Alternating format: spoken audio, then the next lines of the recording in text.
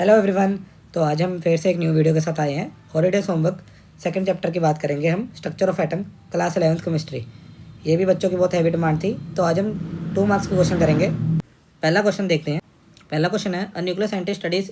यहाँ पर 5 न्यूक्लियस ने स्टडी करे, तो इसमें से बताना है आइसोटोप और आइसोबार में कौन कौन है। तो हमारे पास आंसर होएगा कि आइसोटोप वो होता है जिनका सेम एटॉमिक नंबर होता है पर डिफरेंट मास नंबर। तो इसके जो से आंसर होंगे मैं लिख देता हूँ। आइसोटोप्स आइसोटोप्स के हमारे पास आंसर होंगे 238 यूरेनियम और यूरेनियम 234। ये हमारे आंसर होंगे आइसोटोप्स के। आइसोबार्स की बात करें तो आइसोबार्स वो होते हैं जिनका मास नंबर सेम होता है पर एटॉमिक नंबर डिफरेंट होता है। तो पहले अब सेट ऑफ पेयर है हमारे पास है TH, PA और U। इन सबका जो सा मास नंबर है वो होता है 234 मास। नेक्स्ट पेयर है हमारे पास U एंड NP। ये हमारे 5 एलिमेंट्स में से 3 एक पेयर है, 2 एक पेयर है। तो इनका मास नंबर होता है हमारे पास 238 मास।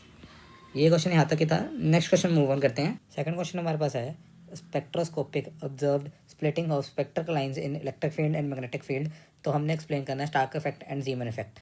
स्टार्क इफेक्ट की डेफिनेशन है, the splitting of spectral line when atoms are placed in electric field. आप याद कर सकते हैं कि जो सा स्टार्क इफेक्ट है वो इलेक्ट्रिक फील्ड पर करता है निर्भर, और जो सा जीमन इफेक्ट है वो मैग्नेटिक फील्ड पे करता है। तो इन्होंने यही पूछा था कि स्टार्क और जीमन क्या होता है, तो मैंने एक्सप्लेन कर दिया है। आप इसको काइंडली नोट डाउन कर लीजिए, स्क्रीन के सामने आपको दिख रहे होंगे आंसर, नोट डाउन कर लीजिए। नेक्स्ट क्वेश्चन पे हम मूव ऑन करते हैं। नेक्स्ट क्वेश्चन बहुत ही ऑब्वियस क्वेश्चन है, यह हर साल पूछा जाएगा, आपका पेपर में भी आएगा। और इसमें पूछा है इन्होंने क्रोमियम कॉपर जिंक की क्या होएगी इलेक्ट्रॉनिक कन्फिग्रेशन। तो चलिए मैं आपको एक एक के बताता हूँ कि क्या होएगी। तो लिखते हैं क्रोमियम कॉपर जिंक। तो क्रोमियम जो सा होता है उसकी कन्फिग्रेशन होती है आर्गन। आर्गन में 18 होते हैं इलेक्ट्रॉन्स, तो इसको हम ऐसे लिखते हैं आर्गन। इसका एटॉमिक नंबर जो सा होता है 24। अब आपको पता होगा कि एक एक्सेप्शन है कि ये 3D5 होता है और 4s1 होता है। तो ये इसकी इलेक्ट्रॉनिक कन्फिग्रेशन है। अब हम बात करते हैं कॉपर के बारे में। कॉपर का जो सा एटॉमिक नंबर होता है वो 29 होता है और इसकी इलेक्ट्रॉनिक कन्फिग्रेशन होती है आर्गन 3D10 4s1। ये इसकी इलेक्ट्रॉनिक कन्फिग्रेशन होती है। अब बात करते हैं जिंक की। जिंक तो 30th एलिमेंट होता है, इसकी कन्फिग्रेशन में कोई एक्सेप्शन नहीं होती, तो इसकी होती है आर्गन 3D10 4s2। अब इन्होंने स्पेशलिटी पूछी हुई है, तो स्पेशलिटी ये है कि ये जो सा ये हाफ फील्ड है और ये जो सा जिंक है ये होता है फुली फील्ड। तो ये इनकी स्पेशलिटी है। बाकी ये क्वेश्चन आप नोट कर लीजिए। ये क्वेश्चन यहाँ तक था। नेक्स्ट क्वेश्चन में मूव ऑन करते हैं। नेक्स्ट क्वेश्चन हमारे पास है, a student writes orbital 1s 1p 2s 3d 3f identify the possible orbitals using Aufbau principle. अब इसमें से बताना है कि कौन से एग्जिस्ट करते हैं कौन से नहीं एग्जिस्ट करते। तो चलिए शुरू करते हैं। पॉसिबल ऑर्बिटल्स होंगे वो हम नोट कर लेते हैं पहले। वो है 1s 2s 3d। ये जो से है ये सिर्फ अकेले पॉसिबल होंगे इन 5 में से। अब जो उनसे नहीं एग्जिस्ट करते वो मैं बताता हूँ। तो आंसर है 1p नहीं एग्जिस्ट करेगा और 3f भी नहीं एग्जिस्ट करेगा, क्योंकि आपको पता है SPDF में जो से n की वैल्यूज होती है 0 1 2 3, और यहाँ पर इसके n की वैल्यू n1 सिर्फ उसके लिए होता है जिसका s ऑर्बिटल होता है। तो s ऑर्बिटल नहीं है तो ये 1 नहीं हो सकता, तो इसलिए ये नहीं है। और जो सा f होता है 3f उसके लिए आता है जिसका n जो सा होता है वो 3 होए, या l 0 होए 1 हो या 2 होए। तो इसके लिए ये आंसर भी वैलिड नहीं है। तो हमारा ये 2 ऑप्शन रिजेक्ट हो जाएंगी और ये 3 आंसर हमारे आंसर होंगे। नेक्स्ट क्वेश्चन हमारे पास कहता है, explain Hund rule using phosphorus atom as an example. तो चलिए फॉस्फोरस को हम यूज़ करके बताते हैं। तो फॉस्फोरस का जो सा एटॉमिक नंबर होता है वो होता है 15। अब इसकी कन्फिग्रेशन मैं लिखूंगा 1s2 2s2 2p6 3s2 3p3। तो ये इसकी कन्फिग्रेशन होंगे, आप टोटल करके देख सकते हैं 2 + 2 + 6 10 10 + 2 + 3 15। तो 15 इलेक्ट्रॉन अब भर गए हैं। तो मैं इसकी कन्फिग्रेशन बताता हूँ हुंड रूल से। तो देखिए जो से इलेक्ट्रॉन करते हैं वो ऑक्यूपाई करते हैं सिंगली, मतलब कि जैसे एक बनाया मैंने पी सब शेल में आपको पता है कि 6 इलेक्ट्रॉन आ सकते हैं। तो एक इलेक्ट्रॉन ऐसे आएगा, एक ऐसे आएगा, एक ऐसे आएगा, एक ऐसे आएगा, एक ऐसे आएगा, एक ऐसे आएगा। पर जो सी पेयरिंग होती है वो इस टाइप से होती है कि जैसे यहाँ पर 3 बचे हुए हैं इलेक्ट्रॉन, तो पहला एक आएगा, फिर एक आएगा, फिर एक आएगा। अगर यहाँ पर 4th इलेक्ट्रॉन होता तो वो यहाँ से स्टार्ट हो जाता। ऑपोजिट स्पिन याद रखेगा, ऑपोजिट स्पिन में होंगे। ये 4th, ये 5th और ये जो सा होएगा ये 6th होएगा। पर उन्होंने हमसे पूछा है सिर्फ फॉस्फोरस के बारे में, तो हमारा आंसर होएगा 1 2 3 1 2 3। तो ये हमारा आंसर होएगा क्योंकि उन्होंने कहा कि एक्सप्लेन करो, तो यहाँ पर ये एक्सप्लेन कर दिया हंड्स रूल हमने। तो ये जो सा अरेंजमेंट होता है ये मैक्सिमम स्टेबिलिटी प्रोवाइड करता है, इसकी वजह से ये सिंगल ही बढ़ते हैं इलेक्ट्रॉन सब में, याद रखिएगा सिंगल ही, पहले सिंगल फिर उसके बाद डबल पेयरिंग स्टार्ट होती है, ऐसे ही भरा जाता है, ये रूल है। तो चलिए नेक्स्ट क्वेश्चन मूव ऑन करते हैं। नेक्स्ट क्वेश्चन हमारे पास है why Bohr orbits are called stationary orbit, explain with reference to energy emission. तो जो से बोर के ऑर्बिट्स होते हैं वो इलेक्ट्रॉन जो से होते हैं वो मूव करते हैं सर्कुलर ऑर्बिट्स में, इस करके उनको स्टेशनरी स्टेट्स कहा जाता है। और वो जो से ऑर्बिट्स होते हैं वो एनर्जी इमिट नहीं करते जब वो घूमते होते हैं अपने ऑर्बिट्स में। तो जो सा सेकंड पॉइंट है, एनर्जी इज इमिटेड और absorbed only well the electron jump from one orbit to another. मतलब कि अगर इलेक्ट्रॉन घूम रहा है तो वो एनर्जी नहीं इमिट करेगा, मतलब देगा नहीं एनर्जी बाहर को, जो जब वो एक ऑर्बिट से दूसरे ऑर्बिट में जंप मारेगा।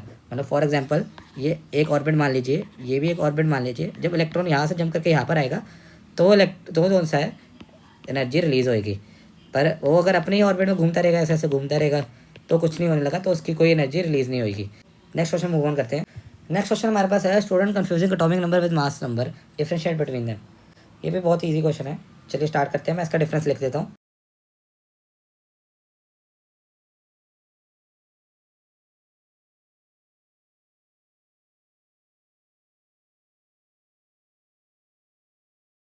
ये क्वेश्चन यहाँ पर ही था, इसको नोट डाउन कर लीजिए। नेक्स्ट क्वेश्चन मूव ऑन करते हैं। नेक्स्ट क्वेश्चन हमारे पास है explain why Heisenberg uncertainty principle is applicable to mainly to microscopic particles. तो ये क्वेश्चन मैं स्क्रीन पे लगा देता हूँ और पढ़कर सुना देता हूँ। Microscopic particles like electron having very small mass, therefore their position and momentum can not be measured accurately. बिल्कुल सही बात है, जो स्मॉल चीज़ें होती हैं उनकी पोजीशन और मोमेंटम मेजर करना बहुत मुश्किल होता है। तो इसके लिए लार्ज ऑब्जेक्ट्स के लिए uncertainty is extremely small and can be ignored. तो इसकी वजह से हम इग्नोर कर देते हैं उसको। तो इस वजह से जो उनसा ये रूल है ये सिर्फ माइक्रोस्कोपिक पार्टिकल पे एप्लीकेबल होता है। 8th क्वेश्चन में यहाँ तक ही था। नेक्स्ट क्वेश्चन मूव ऑन करते हैं। 9th क्वेश्चन हमारे पास है half filled and fully filled orbitals are more stable, explain why with the suitable example. तो पहले हम एग्जांपल लेते हैं। एग्जांपल जैसे हमने जो क्वेश्चन ही करा था, जो क्रोमियम है और कॉपर के एग्जांपल लेंगे हम। 3d10 यहाँ पर 4s1 होता है, यहाँ पर 4s2 होता है, और क्रोमियम में जो सा होता है वो होता है 3d5 4s1। तो ये हाफ फील्ड है और ये फुली फील्ड है। तो जो से रीज़न है कि ये स्टेबल ज़्यादा क्यों है, क्योंकि इसकी जो सी होती है सिमेट्री ज़्यादा होती है, इन दोनों की ग्रेटर सिमेट्री होती है, इसके अंदर एक्सचेंज एनर्जी मैक्सिमम होती है, और जो सा लोअर इलेक्ट्रॉन रिपल्शन होता है इसके अंदर। ये क्वेश्चन यहाँ तक ही था। नेक्स्ट क्वेश्चन मूव ऑन करते हैं। Explain why chromium has a configuration this and instead of this and copper has this instead of this. Chromium होता है वो 3d5 में ज़्यादा स्टेबल रहेगा, बिकॉज जो सा हाफ फील्ड और फुली फील्ड कन्फिग्रेशन होती है वो मोस्ट स्टेबल होती है, जो इनकम्प्लीट कन्फिग्रेशन से ज़्यादा मोस्ट स्टेबल होती है, क्योंकि इनकम्प्लीट कन्फिग्रेशन से ज़्यादा fully field half field stable होती है। जैसे 3d5 है वो ज़्यादा स्टेबल है, और ये जो सा कम स्टेबल है। यहाँ पर भी ये ज़्यादा स्टेबल है, ये कम स्टेबल है। तो कॉपर की तभी हमारे पास होती है 3d10 और 4s1। तो ये ज़्यादा स्टेबल, ये ज़्यादा स्टेबल, तो हम इनको ही फॉलो करते हैं। तो ये हमारे था 10th question. Next question move on करते हैं। Differentiate between orbit and orbital using a suitable examples. तो ये जो सा डिफरेंस है मैं स्क्रीन के सामने लगा देता हूँ और इनके एग्जांपल भी आप नोट डाउन कर लीजिए। तो मैं पढ़ के सुना देता हूँ कि ऑर्बिट और ऑर्बिटल में डिफरेंस क्या है। जो सा ऑर्बिट होता है उसका फिक्स सर्कुलर पाथ होता है, जो ऑर्बिटल होता है वो जो सा एक रीजन होता है जहाँ पर मैक्सिमम प्रोबेबिलिटी होती है इलेक्ट्रॉन मिलने की। और जो सा ऑर्बिटल है वो क्वांटम मैकेनिक्स के द्वारा किया गया है, और जो सा ऑर्बिट है वो बोर जी ने फाइंड करा था। और जो सा ऑर्बिट है वो 2 डायमेंशन होता है, मतलब 2D होता है, और जो सा ऑर्बिटल है वो 3D वर्चुअलाइजेशन होती है। तो जो सा ऑर्बिट है उसकी कोई डेफिनेट शेप नहीं होती, बल्कि ऑर्बिटल की तो SPDF 4 अलग अलग शेप्स होती हैं। तो जो सा ऑर्बिट की एग्जांपल है वो है K शेल, और ऑर्बिटल की 2p ऑर्बिटल। तो चलिए स्टार्ट करते हैं। 12th question, explain photo electric effect and discuss the role of frequency and intensity of light. तो आपको ये चीज़ पता ही होगी कि जो सा फोटो इलेक्ट्रिक इफेक्ट से निकली है कि जो सा एमिशन ऑफ इलेक्ट्रॉन मेटल के सरफेस से होता है जब सफिशेंट अमाउंट ऑफ फ्रिक्वेंसी जो से उसके ऊपर फॉल करती है। तो फ्रिक्वेंसी का जो सा रोल है must be greater than threshold frequency, एक तो ये बात होनी चाहिए। और higher frequency give higher kinetic energy to electrons. आपको इक्वेशन पता होगी। तो जो सा हमारे पास यहाँ पर ये इक्वेशन है उस हिसाब से हम ये पता लगाते हैं कि जो सा फोटो इलेक्ट्रिक इफेक्ट है वो मिनिमम अमाउंट ऑफ फ्रिक्वेंसी पे होता है, क्योंकि जो सा वर्क फंक्शन होता है वो minimum amount of frequency required to eject an electron from the metal surface होता है, क्योंकि हमने इलेक्ट्रॉन को बाहर निकालना है मेटल में से, इतनी एनर्जी देनी ही पड़ेगी। और जो सी बची एनर्जी होगी वो काइनेटिक एनर्जी के फॉर्म में निकल जाएगी बाहर इलेक्ट्रॉन में से, और इलेक्ट्रॉन जो सा है वो उड़ के कहीं और चल जाएगा। तो ऐसे होता है सीन इसका। अब इंटेंसिटी का जो सा रोल होता है कि इंटेंसिटी जितनी ज़्यादा होगी उतने ज़्यादा एमिटेड इलेक्ट्रॉन निकलेंगे। मतलब जितनी आप इंटेंसिटी ज़्यादा की लाइट डालेंगे किसी मेटल सरफेस के ऊपर उतने ही ज़्यादा इलेक्ट्रॉन निकलेंगे बाहर। ये उनकी काइनेटिक एनर्जी नहीं इंक्रीज़ करती, ये नंबर ऑफ इलेक्ट्रॉन इंक्रीज़ करते हैं। नंबर ऑफ इलेक्ट्रॉन इंक्रीज़ होते हैं, इंटेंसिटी जितनी आप ज़्यादा लाइट की इंटेंसिटी डालेंगे उतने आपके नंबर ऑफ इलेक्ट्रॉन निकल जाएंगे बाहर। याद रखिएगा काइनेटिक एनर्जी पर डिपेंड नहीं करती इंटेंसिटी। चलिए ये क्वेश्चन यहाँ पर ही था। नेक्स्ट क्वेश्चन मूव ऑन करते हैं। चलिए अब 13th क्वेश्चन देखते हैं। Hydrogen has only 1 electron yet it spectrum contain many line, explain why. तो हमसे क्वेश्चन ये कह रहा है कि हाइड्रोजन के पास 1 इलेक्ट्रॉन होता है तो उसके पास स्पेक्ट्रम लाइन अलग अलग क्यों होती है। तो इसका रीज़न ये है कि hydrogen has only 1 electron but this electron can jump between different energy levels. ये ट्रांजिशन प्रोड्यूस अ फोटोन। आपको पता है कि हर एक ट्रांजिशन जो सी जंप करते हैं वो फोटोन प्रोड्यूस करती हैं डिफरेंट वेवलेंथ की। तो डिफरेंट वेवलेंथ की जो सी ट्रांजिशन प्रोड्यूस होती है उसके ऐसे स्पेक्ट्रल लाइन निकलती है, अलग अलग बहुत सारी निकलती है, अनगिनत निकलती है। ये रीज़न होता है कि हाइड्रोजन स्पेक्ट्रम के पास मैनी लाइंस होती है। नेक्स्ट क्वेश्चन मूव ऑन करते हैं। 14th क्वेश्चन हमारे पास है drive de Broglie equation and explain its significance in modern chemistry. तो चलिए ड्राइव करते हैं। जैसे कि आपको पता है E is equal to H nu होता है एक फोटोन के लिए। फॉर अ फोटोन हमारे पास होता है E is equal to P C. तो जोन सा अब ई को इक्वेट करें तो P C equal to H nu आता है। और सिंस जोन सा न्यू होता है वो होता है सी बाय लैम्डा, तो P is equal to H C, ये न्यू होता है। ऐसे करने के बाद यहाँ पर जोन सी पी की वैल्यू निकलेगी वो आएगी एच बाय लैम्डा। तो ये हमारे पास होगी ड्राइव। और लैम्डा को अगर हम मास और वेलोसिटी के टर्म में लिखें तो P is equal to H upon M V आता है। तो ये हमारे पास है डी ब्रोगली इक्वेशन। तो इसका सिग्निफिकेंस ये होता है कि ये जो पार्टिकल का वेव नेचर बताती है और ये बेसिक क्वांटम मैकेनिक्स को फॉलो करती है और साथ ही साथ ये इलेक्ट्रॉन डिफ्रैक्शन को भी एक्सप्लेन करती है। तो ये क्वेश्चन यहाँ तक की था। नेक्स्ट क्वेश्चन में मूव ऑन करते हैं। अब हमारे पास 15th क्वेश्चन है। चलिए देखते हैं। State important postulates of Bohr atomic model. इसके 5 पोस्टुलेट्स है, मैं स्क्रीन के सामने लगा रहा हूँ, आप नोट कर लीजिए। पहला पोस्टुलेट है electron revolve around the nucleus in fixed circular orbit. Second postulate है electron do not emit energy while moving in these orbits. Third postulate है each orbit has a definite energy. Fourth point है energy is emitted और absorbed only during the transition between orbits. Fifth point है angular momentum is quantized.